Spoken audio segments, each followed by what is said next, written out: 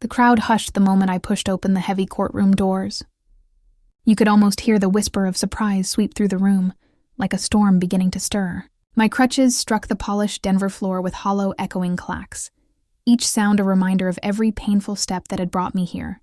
My heart was racing so loudly I could barely hear the shuffle of chairs, but I could feel every stare fixed on me. I'm Grace Harper, 28 years old, and I will never forget that moment. My family sat lined up like a row of smug statues in the front seats, convinced the fight was already over, confident that I was gone, erased, defeated. But when they saw me, alive, walking, standing tall despite the agony burning through my injured leg, their self-satisfied smiles cracked. My father's jaw dropped open, his eyes went wide. Then he saw the woman beside me and jumped to his feet, his voice trembling as he shouted, "Oh my God, it's her!" The entire room froze. The sound of his outburst sliced through the silence like glass. For a second, nobody moved. Not the judge, not the jury, not even the lawyers. My father's face turned pale as if he'd seen a ghost. They all believed I'd never make it out of that hospital bed, that I was broken forever after what happened. They thought they had buried both me and my future when they left me comatose and alone. They assumed my career was dead, that the $10 million contract I had earned through years of sweat, sleepless coding nights, and unshakable faith in my work would be theirs to claim. But they were wrong, so very wrong. If it had been you, what would you have done? Would you have made them pay for what they did, or given them a chance to make it right? Think about it. Let's talk. Because this story, my story, didn't begin in the courtroom. It started months before that fateful day. It all began under the brilliant Denver sun as I stepped out of a glass office tower, trembling with excitement. My hands gripped a folder containing the signed deal, a $10 million contract for my AI-powered medical diagnostic algorithm. My invention was set to change the healthcare industry forever.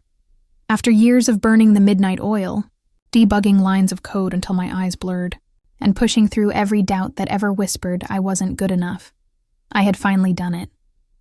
I was at the top of my career, a 28-year-old software engineer who had just broken into the big league. The moment was so sweet I could hardly believe it was real. I drove home, my heart light, picturing my parents' pride and my older sister's happy disbelief. I could already hear Mom's laugh, already see Dad's approving nod. Our family home stood peacefully on a quiet suburban street, the place where I thought love still lived. When I stepped into the kitchen, though, the air felt cold. My sister, perfectly dressed as always, sat at the table, her arms crossed. At 32, she was a senior project manager at the same company, known for her calm authority and polished charm. But that afternoon, her smile was gone. Something sharp glinted in her eyes. "I did it," I said, holding up the contract like a trophy. $10 million for my algorithm. Her mouth curled, not in pride, but bitterness. "Your algorithm?" she sneered. "You mean the one I guided, managed, and pushed through meetings? The one my team helped polish?" Her words dripped with venom. I froze, stunned. I'd always known she was competitive. She'd always been the golden child, Mom's favorite, Dad's pride. But now, there was something much darker behind her stare. "It's my code," I said slowly, my hands trembling. "My years of work." She rose suddenly, her chair screeching across the floor. "You think you're better than me, don't you, Grace?" she hissed, taking a step closer. I backed toward the stairs, trying to calm her, begging her to listen. "This isn't about you," I whispered. But it was too late. We were standing at the top of the staircase, our tempers boiling, the air tense, heavy, dangerous. Her face was inches from mine, her breath shaking with rage. "You're nothing without me," she spat. Then, in a flash, her hand struck my shoulders. Time slowed. I remember the dizzy twist of my body, the crack of pain as my head hit the wooden steps, the blinding swirl of motion, and finally, darkness. When I woke, the world was quiet except for the steady beeping of machines. I was in a hospital bed, my body battered, my leg bandaged, my mind foggy. "You're awake?" a nurse asked softly, surprise coloring her voice. I blinked, every word slow and heavy. "How long?" 2 weeks, she said gently. You've been in a coma. I stared at the ceiling, struggling to process it. My family. Have they been here? Her hesitation told me everything before she spoke. No, dear. Your parents called the hospital once, but they haven't come. My throat tightened. I could understand my sister avoiding me. Guilt does that to a person. But my parents? I'd always hoped they loved me enough to care. Did they? Say anything? I asked quietly. The nurse looked at the floor. They said you brought this on yourself, that you embarrassed them. The words hit harder than the fall. Shame. From my own parents. I stared at the ceiling again, tears slipping down my cheeks. The people who should have protected me had turned their backs without a second thought. Days crept by in that hospital cage. The sterile white walls closed around me. No calls, no visits. Only the nurses going about their routines, and me, left alone with my thoughts and my aching heart. I kept imagining the front door at home, waiting for it to open, waiting for someone to walk in. No one did. Then, one morning, the door finally swung open. But it wasn't comfort that came in. My sister stood there, arms crossed, dressed perfectly as if nothing had happened. Her eyes swept over me with disdain. Still clinging to life, huh?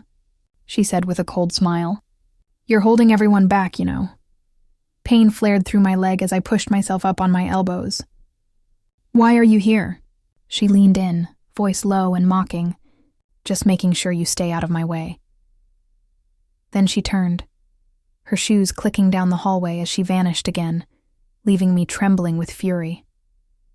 Her visit wasn't random. It was a warning. And it wasn't just cruelty. There was calculation in her tone. Something bigger was happening. A few days later, my best friend, my only real ally, managed to visit. Her face was drawn, her eyes tired. She hugged me carefully, whispering, I've been trying to see you for days. They wouldn't let anyone in. I felt a wave of relief at her presence, until she looked at me seriously and said, Grace, your sister's been saying at work that the algorithm is hers, that she created it, that she's taking over your $10 million contract. The words punched the air from my lungs.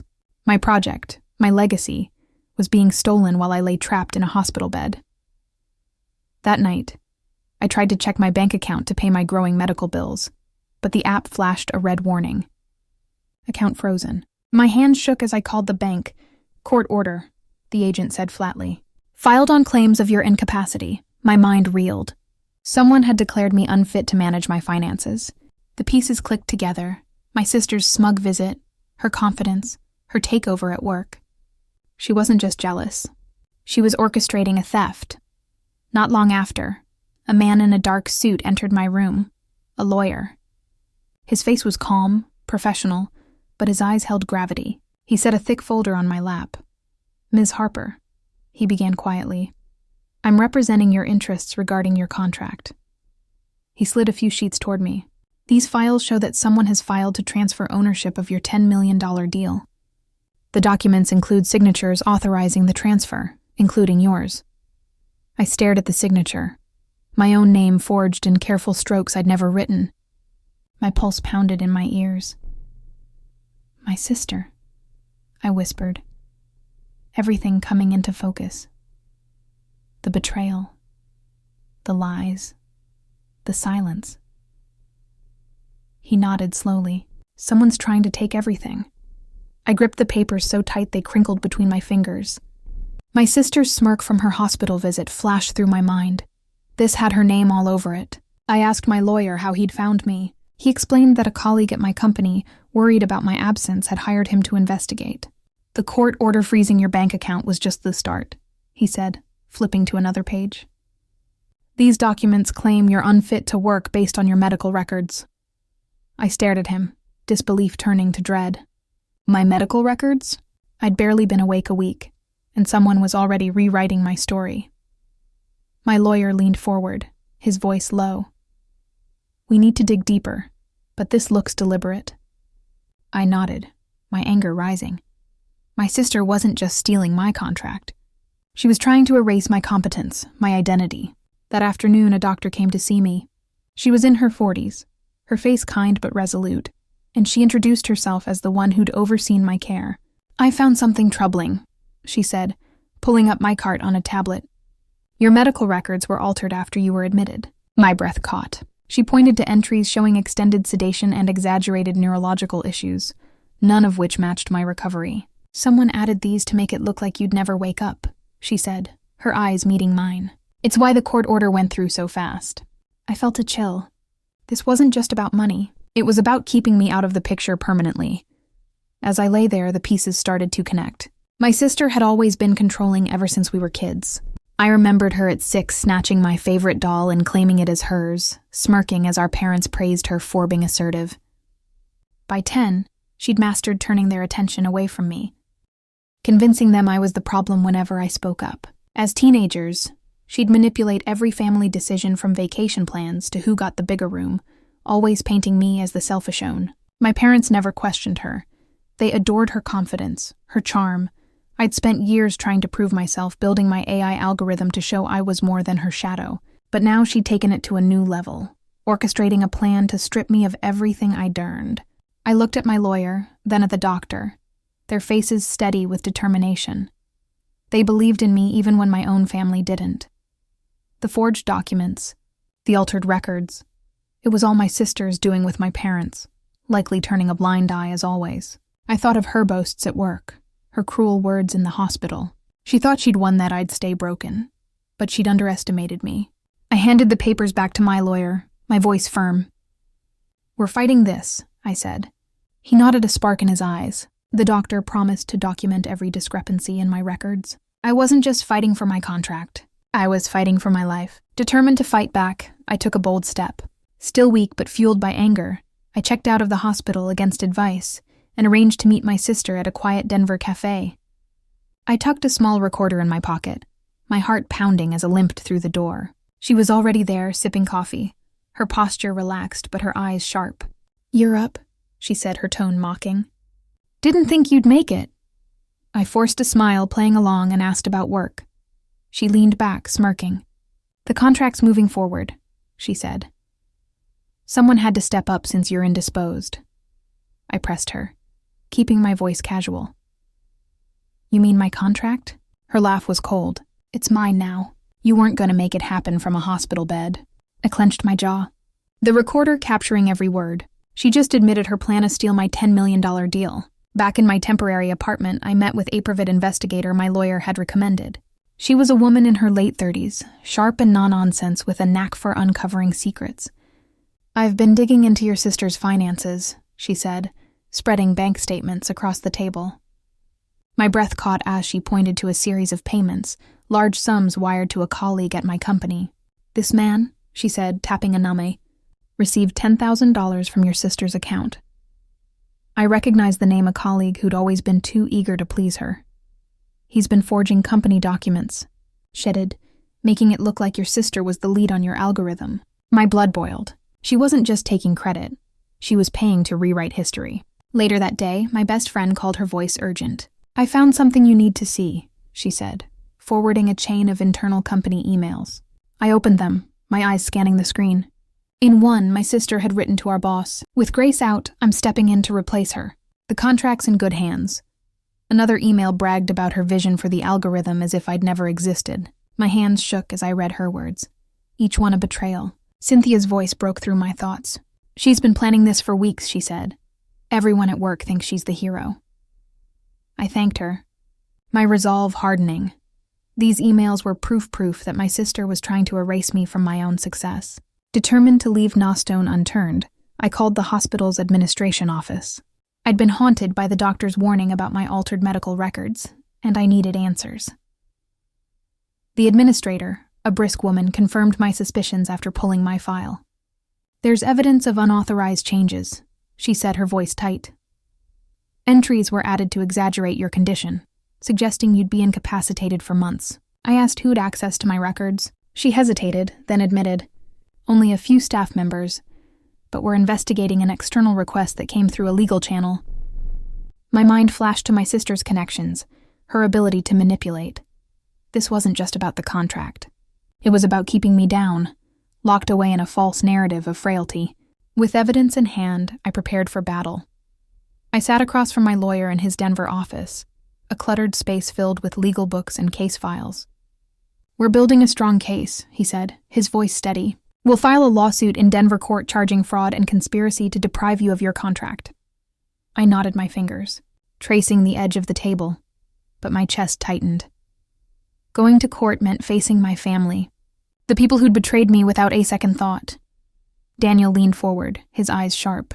"The recording is key," he said. "In Colorado, one-party consent is legal, so your cafe conversation with your sister is admissible." I exhaled, relieved that my risky move would hold up in court. He explained we'd present the recording alongside the emails my best friend had uncovered showing my sister's intent to steal my $10 million deal. "We'll also call the doctor who reviewed your medical records," headed. "Her testimony will prove the alterations were deliberate." I felt a surge of hope, but the weight of what lay ahead pressed down on me. This wasn't just about winning. It was about confronting the family I'd once trusted. Later that day, I met with a doctor in a hospital conference room. She sat across from me, her posture calm, but her expression serious. "I've prepared a detailed statement," she said, sliding a folder my way. "It confirms the unauthorized changes to your records entries added to exaggerate your coma and suggest permanent incapacity." I flipped through her notes, my heart racing. The evidence was clear. Someone had tried to paint me as helpless to justify stripping me of my rights. Dr. Price met my gaze. "I'll testify to every discrepancy," she said firmly. This wasn't an accident. Her words bolstered my resolve, but they also stirred a storm of emotions I'd buried deep. As I left the hospital, memories of my family's favoritism flooded back. I saw my sister at family dinners, always the center of attention. Her stories earning my parents' smiles while my achievements went unnoticed. I remembered the time I'd won a science fair at 15 only for my mother to praise me sister's art project instead. My father would nod along, dismissing my efforts as not practical. Their constant preference for her had pushed me to work harder to build my algorithm to prove I was enough. Now they'd sided with her again, letting her manipulate my life while I fought to survive. The pain of their rejection hit me like a wave, threatening to drown my courage. I stopped at a park near the courthouse, needing air. I sat on a bench, the cold biting through my coat, and let myself feel the hurt. I wasn't just fighting for my contract. I was fighting for the truth, for the years I'd spent proving myself. The day of the trial arrived and I was ready. The Denver courtroom buzzed with tension as I sat beside my lawyer, my hands clasped tightly in my lap. Daniel stood, his voice clear and commanding, addressing the judge. "We have undeniable evidence of a conspiracy to defraud my client." He began presenting the recording from the cafe where my sister admitted to stealing my $10 million contract. The audio played, her smug voice echoing through the room. "It's mine now." Gasps rippled through the gallery. Daniel followed with the forged company documents showing how my sister and a colleague had falsified records to claim my algorithm. I glanced at her across the room, her face pale but defiant. Next, Daniel introduced the bank statements revealing payments my sister had made to Mark, a colleague who sat rigid in his seat. "This transactions prove collusion." Daniel said, his tone unwavering. He handed the judge a folder of emails my best friend had uncovered, where my sister bragged about replacing me. The evidence was airtight, each piece stacking against her. Then the doctor took the stand. Dr. Price spoke calmly, her words precise. "The medical records were altered to exaggerate Ms. Harper's condition," she said, holding up charts. False entries suggested permanent incapacity used to justify the court order against her. The judge's eyes narrowed and I felt a spark of hope. The truth was unraveling. My sister stood to defend herself, her voice sharp but unsteady. "I was protecting the company." She claimed, her eyes darting to the judge. Grace was unstable, unfit to lead. Hurley stung, but they crumbled under scrutiny. Mark followed, stammering through his defense. "I was just following orders," he said, avoiding my gaze. His weak excuse only deepened the judge's frown. I watched my parents in the gallery, their faces a mix of shock and denial. My mother clutched my father's arm, her lips trembling. My father stared ahead, his usual cold demeanor cracking. They'd enabled my sister for years, but now their complicity was laid bare. Daniel called me to testify. My heart pounded as I took the stand facing the room. I spoke of my algorithm, the years of work I'd poured into it, and the betrayal of being pushed down the stairs. I described waking in the hospital, abandoned by my family, and discovering their plot to strip me of everything. They thought I'd stay silent. I said, my voice steady despite the ache in my chest, but I'm here for justice. The courtroom was silent, the weight of my words sinking in. My sister glared, her confidence fading. My parents looked away, unable to meet my eyes. For the first time, I felt the power shift. The judge deliberated, the minutes stretching like hours. Finally, she delivered her verdict. "The evidence is overwhelming," she said, her voice firm. "The defendant orchestrated a calculated scheme to defraud Miss Harper of her intellectual property and financial rights." She sentenced my sister to 4 years in prison for fraud and conspiracy.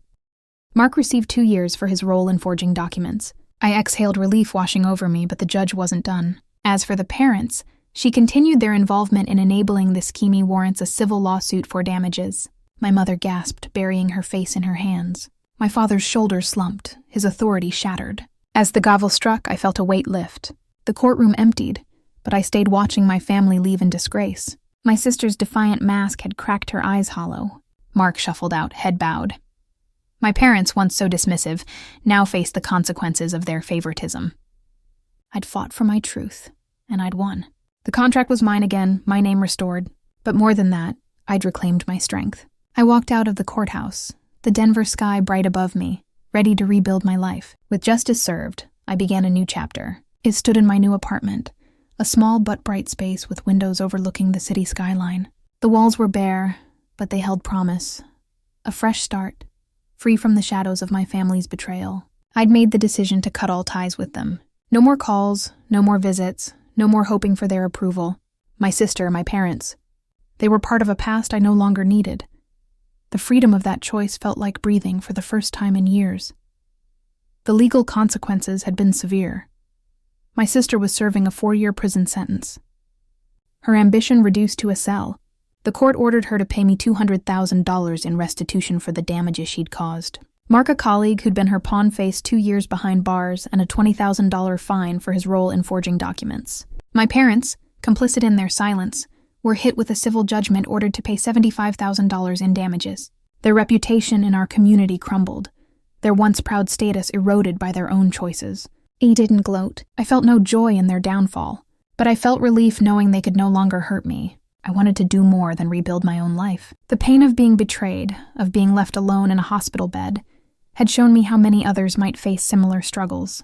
It took a bold step, investing $500,000 from my contract earnings into a Denver-based foundation for victims of familial abuse. The fund would provide legal aid, counseling, and safe housing for those escaping toxic families. At the launch event, I spoke to a small crowd, my voice steady. No one should feel alone in their fight. I said the words carrying my own scars. The foundation was my way of turning pain into purpose, ensuring others had the support I'd lacked. As I settled into my new home, I reflected on the journey. My family had tried to erase me, my sister with her schemes, my parents with their indifference. But their actions only made me stronger. I'd fought through a coma, uncovered their lies, and faced them in court. Each step had been a battle, from recording my sister's confession to presenting evidence with my lawyer. I'd learned that justice wasn't just about winning. It was about standing up, even when the odds seemed impossible. My algorithm, my pride was back in my hands, and I was already planning its next phase, determined to make it bigger than ever. The biggest lesson wasn't about revenge or triumph. It was about self-reliance. For years, I'd sought my family's validation, chasing their love through achievements they ignored. But in that hospital bed, abandoned and betrayed, I found something better. My own strength. I didn't need their approval to know my worth. Chiantry had carried me through the pain, the lies, and the courtroom. It had taught me that no one could take my future unless I let them. As I looked out over Denver, the city lights sparkling below, I knew I was enough. I was ready to build a life on my terms, one where no one could hold me back.